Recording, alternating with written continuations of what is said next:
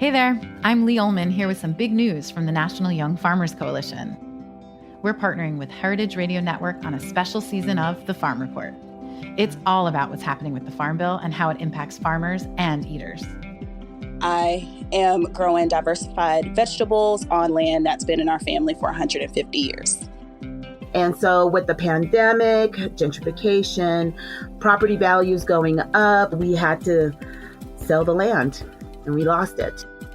Join us as we uncover the untold stories behind this massive piece of legislation that shapes how we grow our food, what we eat, and so much more. The problems we have had, those are things that come from earlier Farm Bill and USDA policy, right? Like Earl Butts, get big or get out. You know, it's my responsibility to know not only what I'm eating, but then like how that all came to be. And realize like, wow, like this piece of legislation, all this money, like it's technically something that I support as a taxpayer. While Congress debates the next Farm Bill, this is not just an invitation to listen. It's a call to action. Be part of the conversation. Subscribe to the Farm Report on Heritage Radio Network, wherever you listen to podcasts. This episode is brought to you by Roberta's, home of Heritage Radio Network for 10 years. Learn more about Roberta's at robertaspizza.com. This week on Meat and Three, we explore the relationship between food and style.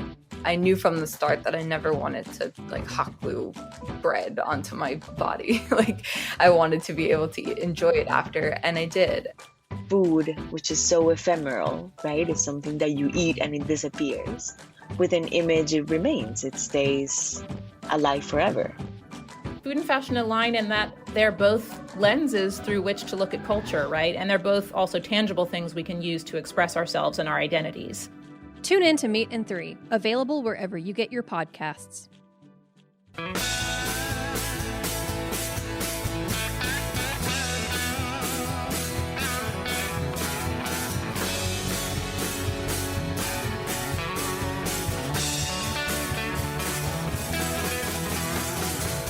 Hey, welcome to Beer Sessions Radio on Heritage Radio Network. I'm Jimmy Carboni, I'm the host, and we're going to introduce our guests. We'll be talking about women in craft malts. Let's start with Jessie. Hi, I'm Jessie Busser, the Executive Director of the Craft Maltsters Guild, and I'm in Bozeman, Montana today. All right, welcome. Hey, Hilary. Hi, I'm Hilary Burrill. I'm here from Rabbit Hill Farms and Malthouse, and I am in Shiloh, New Jersey today. All right, welcome. Hey, Kether. Hey, Jimmy. I'm Kether Sharf-Gray. I'm from Mainstem Malt, currently located in Bellingham, Washington. That's great. I'm so happy to have you guys on. So, Jessie, tell us about your role with the Craft Maltsters Guild, because I've got to know you more this year through some of your work with the North American Guild of Beer Writers and that really awesome the Craft Malt Conference that you worked on this winter. Yes, that was a great conference. So I am the executive director, and I would say the best way to describe my job is I herd cats and spin plates at the same time. Basically, I'm doing a little bit of everything, and I'm managing all the various moving parts of the guild. Everything from administrative stuff to board of directors, helping them out with, initiatives and programs that they want to do. I'm managing the educational programs and the events and just keeping things rolling, basically. Yeah. Well, I think one reason I wanted to do this show, we're definitely going to be doing a couple other craft malt shows this summer with you and with Emily at Radcraft Beer. But, all the talk about equity and women in beer, this is one part of the industry where I see a lot of women in positions of leadership and that I've worked with for a long time. So tell us a little bit about what the Guild is doing in that regard, and just that there's so many great women leaders in your Guild. Yeah, so the really great thing about the Craft Maltsters Guild is it really was, and it's the craft malt industry in general, and then also just the guild itself has been something that was spearheaded by women from the get-go. Yes, there were men involved too, and we appreciate them just as much. But Andrea Stanley is kind of, I guess she's kind of the legend in the industry that kind of really got things going, that had the initiative to start one of the first craft malt houses in the country. And then also with 7 other maltsters came together and formed the guild in 2013. And she served as our first board president. You also may be familiar with kind of some of the work that she's done with other women like Cassie Poirier, formerly of Breeze, and Lindsay Barr from Draft Lab. They developed a lexicon for malt taste and aroma and the hot steep method that we use for sensory today. So there's a lot of really cool things that women have started. Also, our Craft Malt Conference that you just mentioned earlier that you love so much, that actually came out of an event idea that Andrea Stanley started called Farmer Brewer Winter Weekend that was held at Hartwick College back in the day. It was one of the first experiences that brewers and distillers could go to and connect with farmers and maltsters and kind of, bridge that divide between agriculture and beer. Definitely. This is a good starting point because for me, Andrea Stanley at Valley Malt, she was the first craft maltster that I knew in the Northeast. And I still consider now that the breweries that work with her or the breweries that are interested in working with craft malt, I think are putting out the best beer. Let's go through the other guests and just talk about how important craft malt is to our industry. Let's go to Hilary. And I know that your family has you're like agriculture and farming. So you've got a very broad perspective on this industry. Yeah. So our farm called Rabbit Hill Farms is in southern New Jersey. And my brother and I own and operate the farm, which is a 585-acre farm with kind of a diverse list of crops. But the thing that's been the most fun and the most exciting for us in the last few years has been building out the malt house on the property.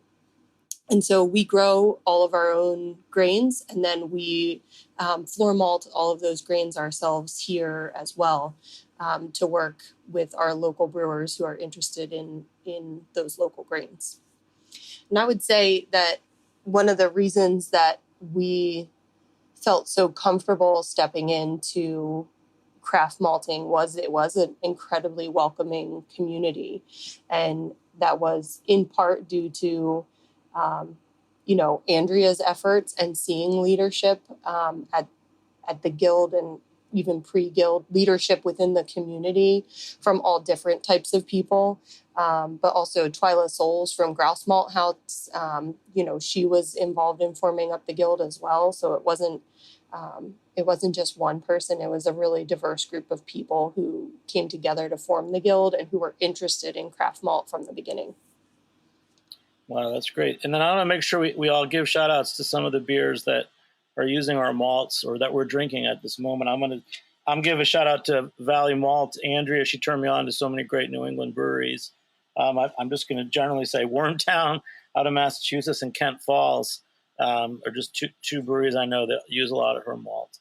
Kether, let's get your perspective on this too as we get started. Yeah, so I just got into craft malt a couple years ago. I just actually yesterday had my 2-year anniversary at Mainstem Malt. And when I saw the position come open, I remember thinking to myself, okay, even though you only have 70% of the qualifications, if you were a man, you would probably apply for this job. And so I was like, okay, I have to do that. And then it was surprising to me and very rewarding to me that there were so many badass people in this organization. So I'm working with Twyla Souls and Andrea. I can't remember her last name, but in the technical working group, which is along with Bruce French, the working group that is a subcategory of the Craft Maltsters Guild that's working on creating the framework and language to support all maltsters and being able to meet basic specifications. Yeah. Let's just go back through the initiative that you guys have. I'd like to obviously I'm struggling with this because, I am a man and sometimes it feels funny to talk about it, but I do feel that I've learned a lot. I'm thinking about history of women in the industry. And, when I was a kid, Title IX had just come in, and it meant that there would be equal money for sports for girls and women as well as for boys and men. And I feel like just the generation after me, I saw how much that had made a difference in schools and colleges, and just the values that were there. The old days, it would have been the attitudes of frats were very male oriented. Hazing, a lot of these other rituals were from a male dominated world.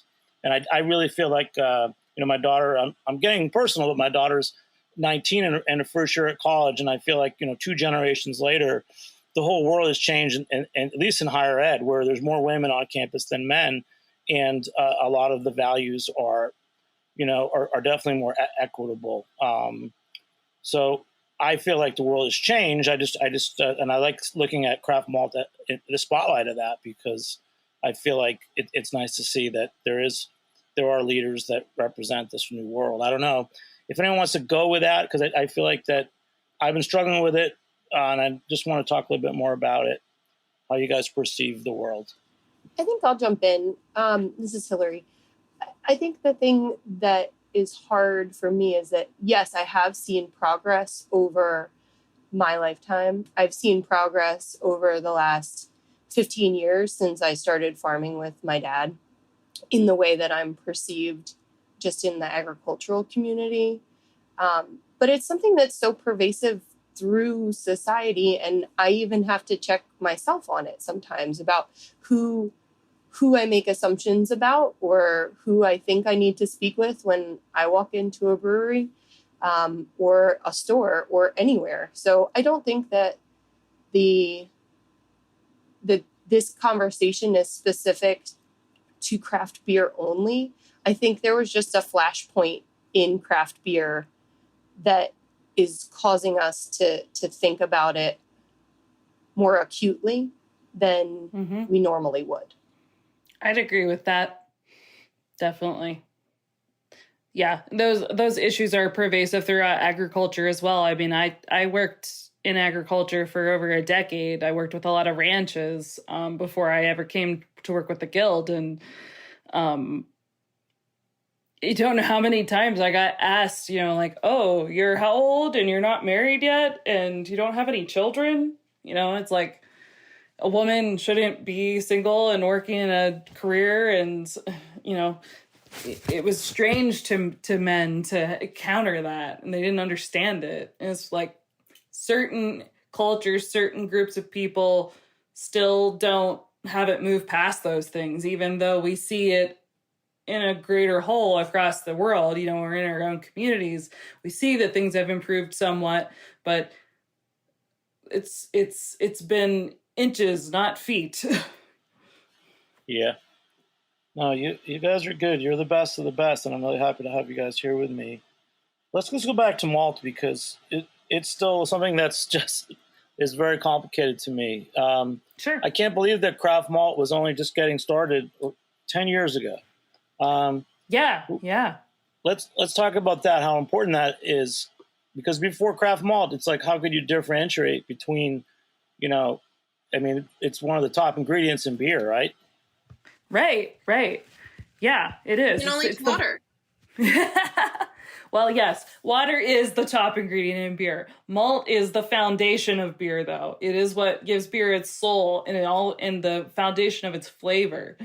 So it is vital. And yeah, before craft malt came around, brewers' only option was to buy from larger scale maltsters that, were really catering mostly to the large scale beer producers. So it was harder to find those, interesting, unique specialty malts that we've grown to love and appreciate today.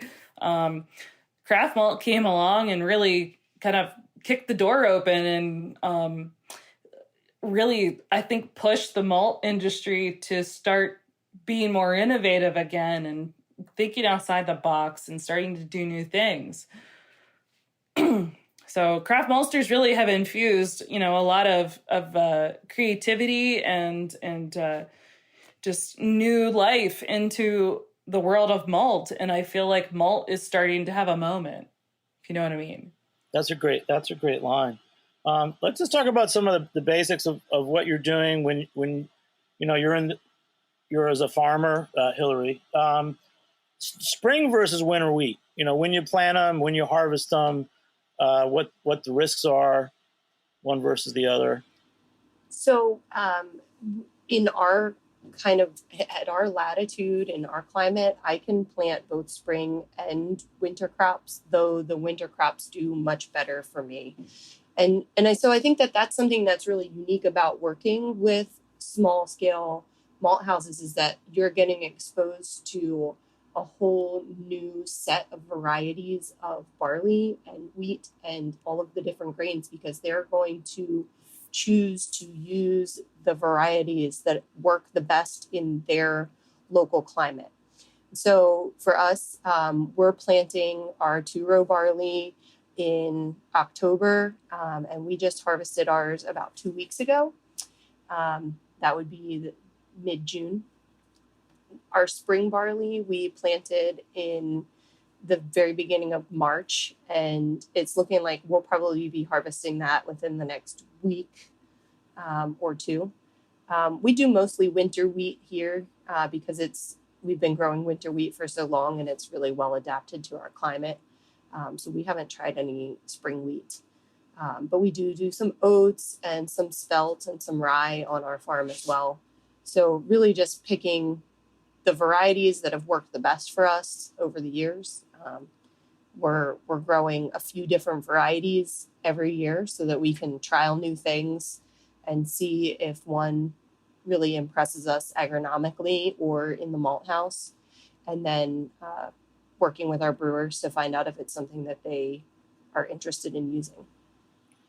Was your farm growing other grains as well before this, or did you just get into it for malt? So we mostly, we did grow wheat and soybeans before we ever started the malt house.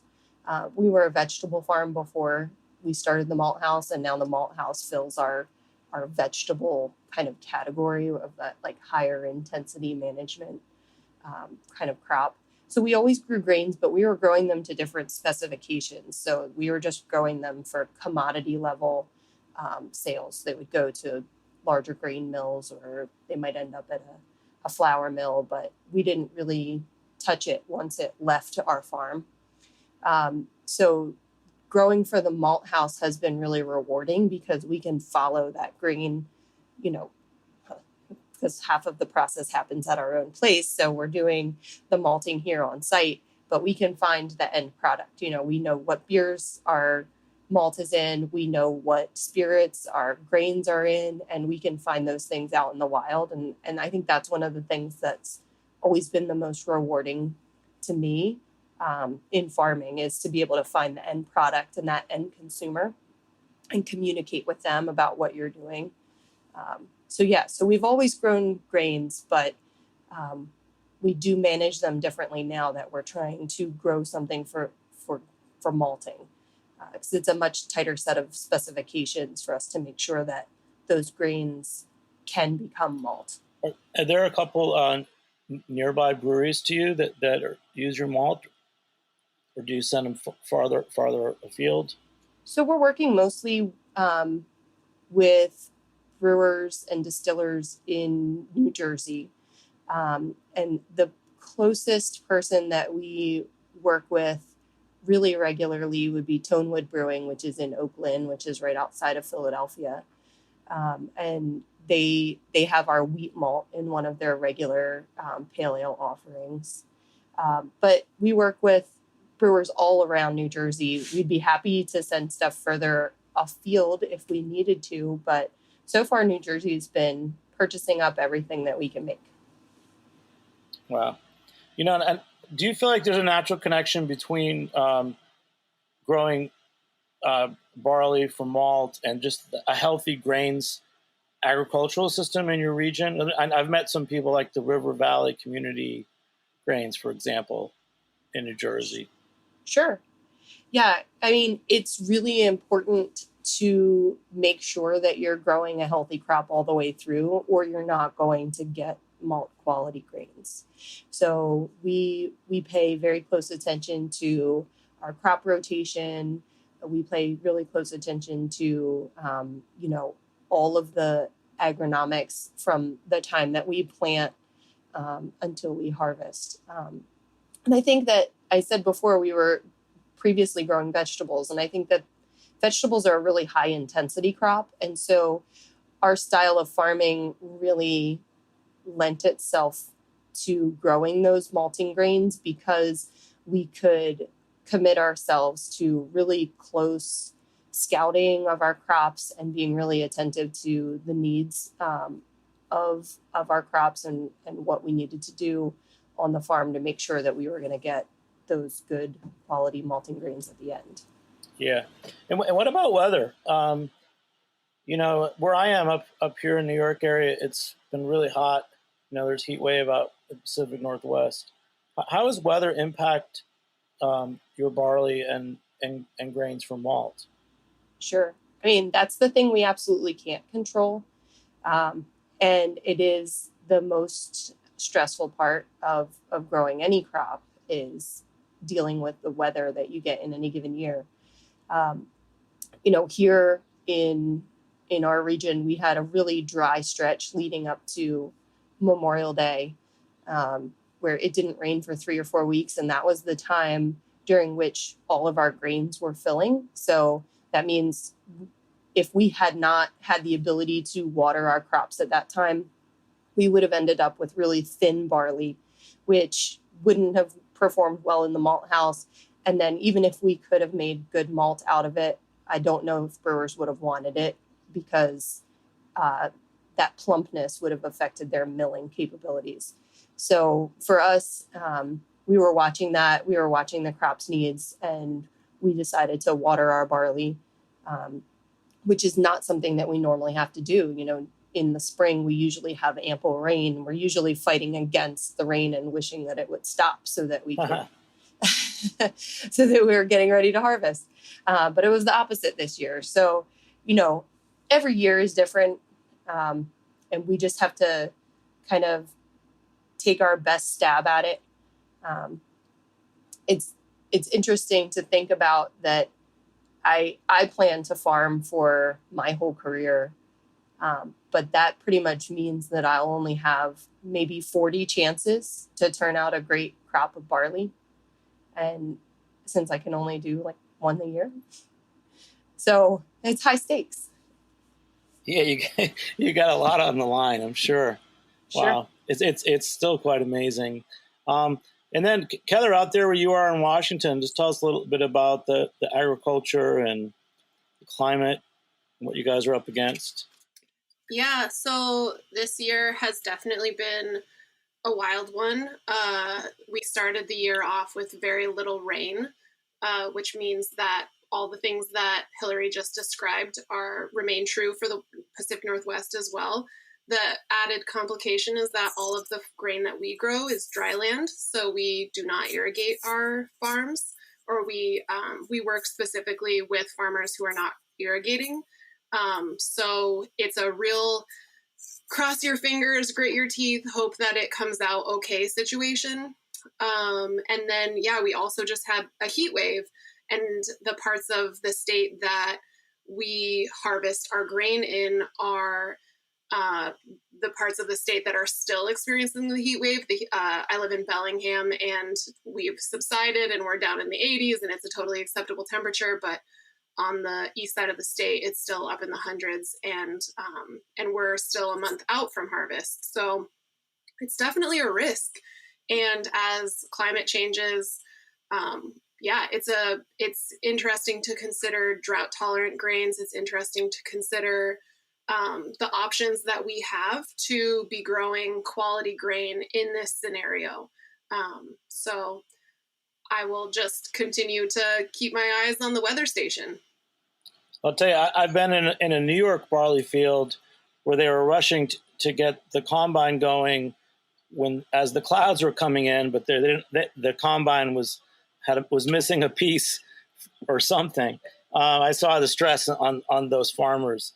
Right. That's the other detail, is that on the other end, so we're all praying for rain and we're all crossing our fingers and we're all super hopeful. And if in 30 days, we get the rain that we were hoping for today, we'll be in a situation that we potentially have sprout damaged grain in the fields, which means that we can't ultimately malt it.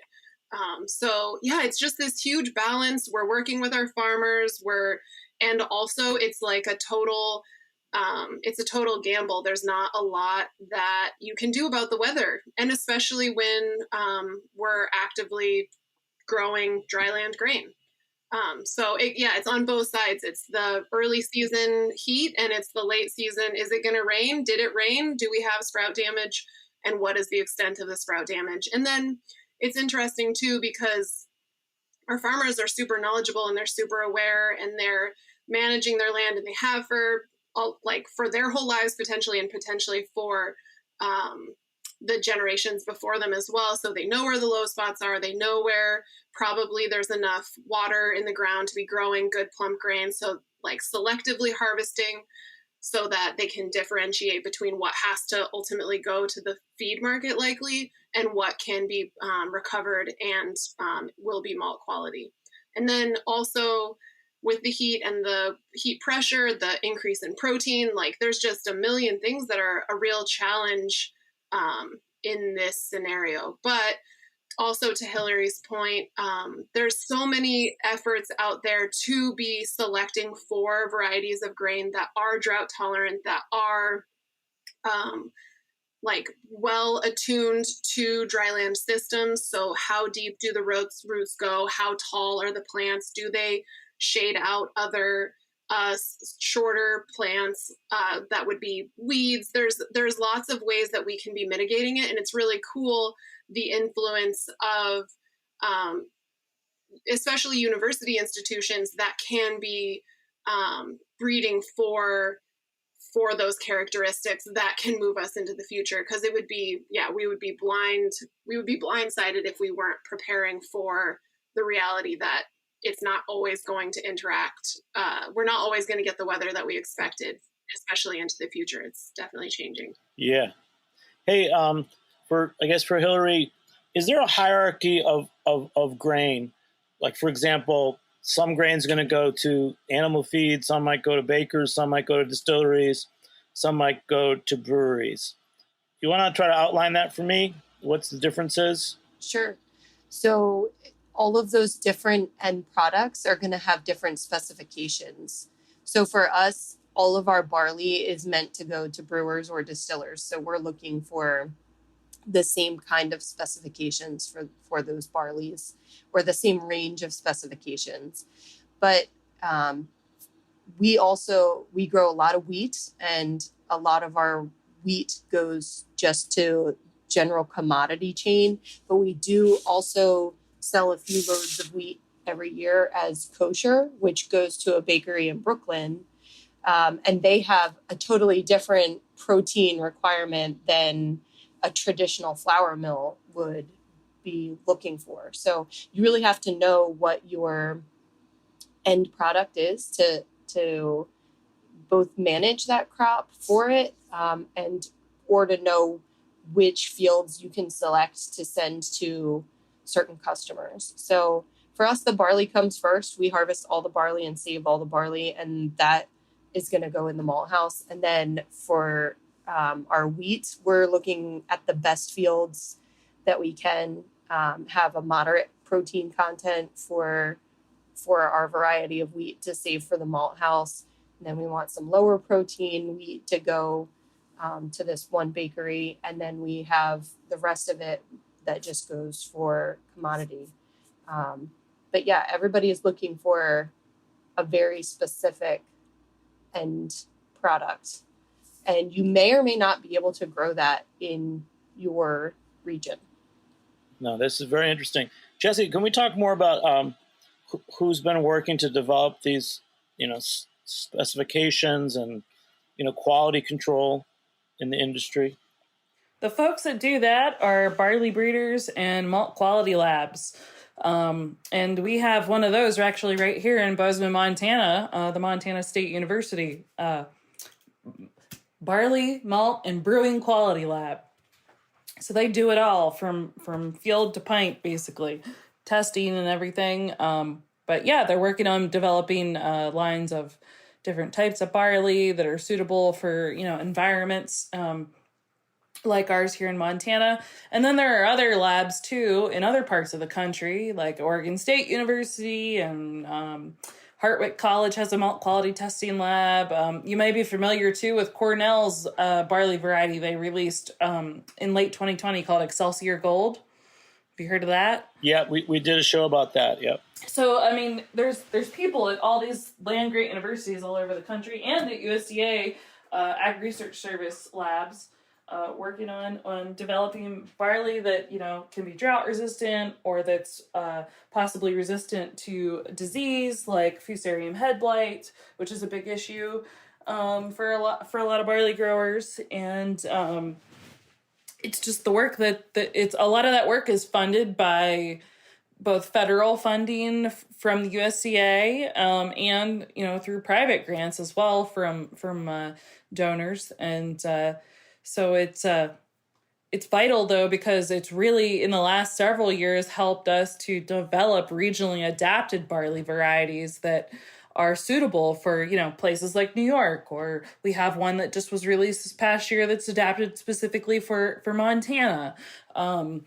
So those varieties that are developed, to grow in that region are going to do better than another variety that someone's brought in from outside.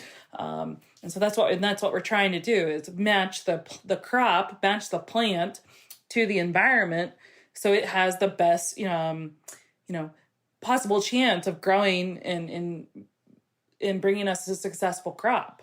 Yeah. Well, hey, this has been a great introduction. We're going to take a short break. We'll be back in a few minutes on Beer Sessions Radio. This episode is brought to you by Roberta's, home of Heritage Radio Network for 10 years. Roberta's was founded in Bushwick in 2008 and has become one of the most iconic restaurants in the country. HRN made its home inside of Roberta's in 2009, and together they have become part of the DIY fabric of the neighborhood. Roberta's, the pizza restaurant, is open for lunch and dinner 7 days a week and serves much more than just the famous wood-fired pizzas. Their team dreams up new salads, pastas, and sandwiches on the regular. Roberta's Tiki Bar is alive and well in the back garden, serving up frozen drinks in the summer and hot toddies in the winter. Stop by the bakery and takeout spot next door for fresh breads, sticky buns, and pizzas to go. And of course, there's the 2 Michelin-starred Blanca tucked away in the garden for truly daring diners. But Roberta's also extends beyond Bushwick, with multiple locations in New York City and now in Los Angeles. You can also find their frozen pies in grocery stores around the country. The spirit of Roberta's, like Heritage Radio Network, is everywhere. Here's to many more years of pizza-powered radio. Learn more about Roberta's at robertaspizza.com. Hey, welcome back to Beer Sessions Radio on Heritage Radio Network. Support us and become a member at heritageradionetwork.org. So we're talking to some of the leaders of the Craft Maltsters Guild. One thing I want to know is, how do we define what this movement is? I know you guys are the Craft Maltsters Guild, and Hilary was talking about small malt. Jesse, how much work has it taken to define what you guys are doing and to stand out from, what malt was 20 years ago? Sure. So when the guild was formed, one of the things that was really important from the get-go was defining what craft malt is. That way, we can clearly articulate how we are different from the larger scale malt producers. And the way that we decided that we stood out was that we are small, local, and independent. And so when I say small, I mean a craft maltster is producing around 5.5 to 11,000 U.S. tons a year. They're local, so they're going to be sourcing at least 50% of the grains that they're using for malt within a 500-mile radius of their business. So they're trying to keep their carbon footprint small. They're not trucking grain in from thousands of miles away. And they're independent, which means they are independently owned by at least a 76% majority or more. So that's kind of how we define craft malt. And I think that, it's what puts us apart, I guess. Yeah. From those 3 pillars. Yeah. Well, I know, like, in talking about how local malt can help define or improve the local beer scene. I know that with Valley Malt in Massachusetts, she gets Danko Rye from Tor Eschner out in New York. And I know that Exhibit A and maybe Wormtown in Massachusetts do make a Danko Rye, usually IPA. Can you each tell me an example of a beer that you know that's kind of iconic, that you think the flavor depends on that malt? Who wants to start? Jesse, you want to start? Yeah, I would say, one that comes to mind, and it's not brewed with craft malt, but it's a beer that I remember immediately. When I first moved to Montana, I discovered this beer from Blackfoot River Brewing Company in Helena that was just called their single malt IPA. And the malt bill was 100% Maris Otter. And it had this distinct flavor that was just, you knew that was a Blackfoot single malt IPA.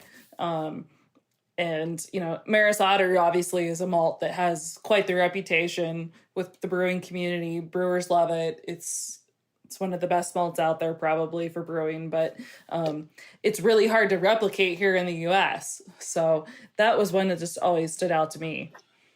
Yeah. Is there a program where I know, like, it seems like earlier on people in the industry figured out how to showcase hops, and hops are definitely, a lot of people can name the newest hop variety. Is there anyone who's doing like single malt or spotlighting malt in their beers? Or is that a program that's being talked about as a way to educate consumers? I think there have been a couple of brewers who have taken on that challenge. I know a couple of years ago, Burial down in Asheville was doing a series of lagers that they were doing in collaboration with brewers and featuring malts from those different regions that they were collaborating with. And I think that those projects are always very interesting to taste.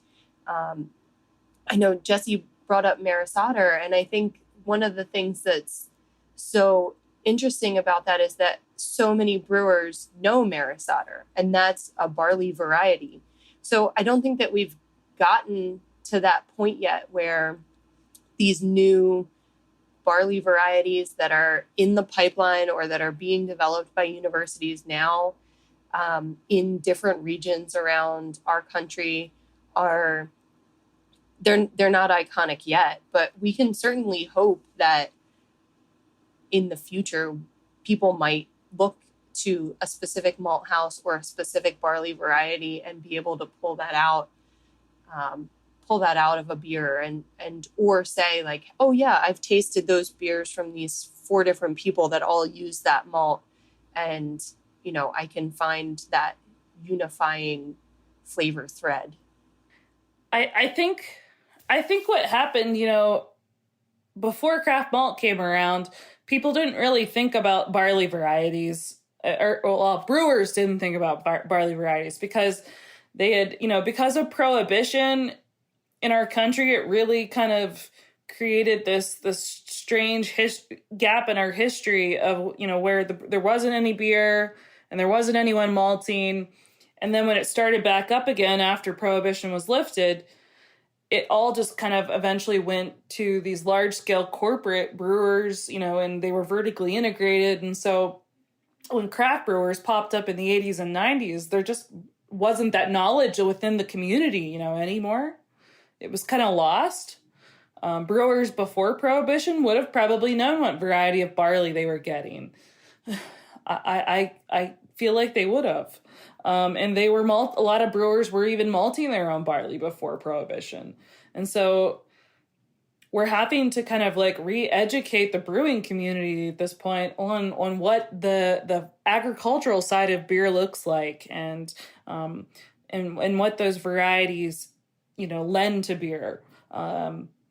I always like to look at coffee because, coffee's done this great job of talking about their origin story and the varieties of coffee that they're used and where the coffee's grown. And, they have this whole lexicon of flavor and stuff similar to what we've been working on developing in the craft malt industry. But people associate types of coffee with the places it's grown. People don't think about barley that way yet.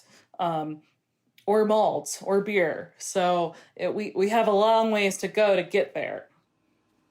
Well, I think that's some of why having the hot steep method is so important. And Jesse, you brought that up before, or maybe it was Kether, that before there wasn't this unified method for people to think about malt flavor. People kind of just would grab a handful and chew it and say, yeah, I think that we can use it at this percentage or whatever. But now, if you use the hot steep method to really taste and evaluate, and we use this standard lexicon that's being developed by people like Lindsay Barr to speak about malt, then we can all get our flavor palettes aligned so that we can think about what we're all speaking the same language when we're talking about malt. And I think that hops have been doing that for a little while. And malt has now been doing it for a little while. And we're starting to get somewhere where we can all think in a unified way about what malt tastes like and what the differences are that are perceived between two malt houses with the same barley variety or two barley varieties through the same malt house, and how that flavor translates from the barley to the malt to the beer. Those are really good points. And I just want to say, it's funny, about 8 years ago, I remember being at events, and some of the earlier maltsters I'd meet would literally have the dry malt out to sample. And mostly they were focusing on the color. It seemed to be that was what they wanted to showcase, that, you had gradations going from pale to dark, and you could taste it and crunch on it. But so the hot steep method was revolutionary in some way, wasn't it? I think so, because I think previously people would do whatever worked for them sensory wise in their own brewery or in their own malt house. But when you come up with a protocol, then you can start comparing apples to apples. Whereas before, if you're just saying, well, I make this malt tea, or I taste wort, or whatever your method was, it wasn't comparable. But hot steep was proven to be sensitive and reproducible for people. And so it's really a great way to evaluate malt flavor, and it's very consistent for people across different malt houses or different sensory panels. Hilary, can you just describe us exactly what hot steep is? Yeah, so it is a malt tea process. It's an ASBC method that's the American Society of Brewing Chemists that they developed, and you basically are making a very low Plato wort, and it's something that you can do in your own kitchen on your own countertop with thermoses and a small amount of malt. And a short steep time, and then a filtration. So you're getting a lot of the flavor of the malt without that huge sugar impact that you would get if you were making a full strength wort and trying to taste it that way. That's pretty great. Wow. I want to go back just talking about the guild, Jesse, and get sure. Kether into what would you want to ask Kether, Jesse? Because I know you know everybody. Like I said, you ran the Craft Malt Conference. You turned me on to like Hannah Turner at Montana State. What's a good question for Kether? I guess being someone who's very new to the industry, I'd be interested just to hear her perspective on what she thought of it initially and how her perspective may have changed over the last couple years since she's been working in the industry. Yeah, thanks, Jesse. That's a good question. I got into the industry out of interest in agriculture and interest in grain and the broader impacts on the food system. And so it's been really interesting to be able to stay centralized in a clear aspect of the food system. So beer and spirits are a huge, it takes up a huge part of what we consume as people every day. And so everything from your very fine spirits that are produced from all malt all the way to your like perfectly delicious Miller High Life, it's something that impacts us every day. And so it's been interesting to scale up from a history. My background is in small scale agriculture. So to scale up into mid to larger scale agriculture, to combat the commodity market, to or not combat, but to act as competition to the commodity market, to communicate with brewers and distillers the value of craft malt, of working with a scale of farm, and then also working with a scale of maltster that can't necessarily with every batch hit the spec that you would expect from a larger, like a commodity malt house, because they're blending across so many tons. We're blending across a very small number of tons in many instances. So there's more variation, but it also gives our brewers and distillers the opportunity to work with the season's grain or the season's malting. So it's been to come into this just a couple years ago and like really sink my teeth into grain has been an eye-opener about what is possible as we consider more thoughtful food systems that includes beer and spirits. Grain was left out of the conversation for a really long time. So now in the past, as we've talked about, the past like 10 to 15 years, we've really started to consider what it means to be producing on the craft scale, why it's different than commodity. And there's still so much opportunity to engage stakeholders, like the whole spectrum of stakeholders, the farmers, the maltsters, the brewers, distillers, the consumers, to engage that whole spectrum to really talk about the value of grain grown, the value of grain grown in particular systems, or the value of grain selected for certain environments, or the way that maltsters can manipulate and coax different things out of grain. It's ever expansive, and it's been it's a treat to get to interact with all of those elements of the supply chain. Wow, this is really a great show. I just wanted to bring it back again to the Guild. So, Jesse, when we put this show together, I think you wanted to address a couple initiatives that the Guild is doing. You have really great posts about women who kind of led the way with the Craft Malt Guild, including Andrea Stanley. And what roles do the board have? Hilary, are you on the board right now? Yes, Hilary's our vice president. Yes, I am. I've been on the board of directors. I'm in my second term now. So I guess maybe 4 years I've been on the board of directors, which was a slightly shorter time than I've been a member of the Guild. So because we've been malting about 6 years.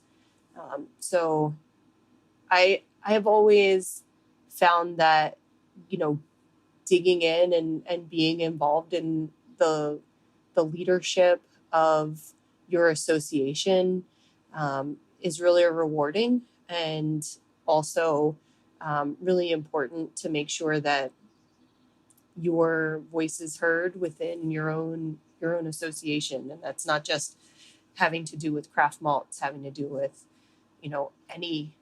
any community that you're a part of. Yeah, that's great. And Jesse, anything else you want to say to wrap it up? I know you have a new task force, diversity, equity, and inclusivity task force? Yeah, we just kicked that off in May. As we all know, there's been lots of social issues come to light over the last year and a half, and those things are important to address. Racism, homophobia, xenophobia, sexism, misogyny, all those things, they need to be addressed. And our diversity, equity, and inclusivity task force is, we're trying to set up a code of conduct for our organization. We are working towards creating diversity, equity, and inclusivity resources for our members to help them be more equitable in their hiring practices and, employ more diverse individuals in the workforce in the craft malt industry. And we're also looking at ways to just, connect with folks in other communities and offer scholarships to, those communities that aren't fully represented in our greater industry yet. So that is what we're working on. And we also have just a lot of great education and event initiatives in the works too that will also be incorporating those DEI principles into. So everyone, thanks for joining me here on the Heritage Radio Network. Thanks to Hilary, Jesse, and Kether. Big thank you to our engineer, Armin Spengen, and assistant producer, Caroline Fox. I'm Jimmy Carboni. We'll catch you next time on Beer Sessions Radio. All right. Beer Sessions Radio is powered by Simplecast. Thanks for listening to Heritage Radio Network, food radio supported by you.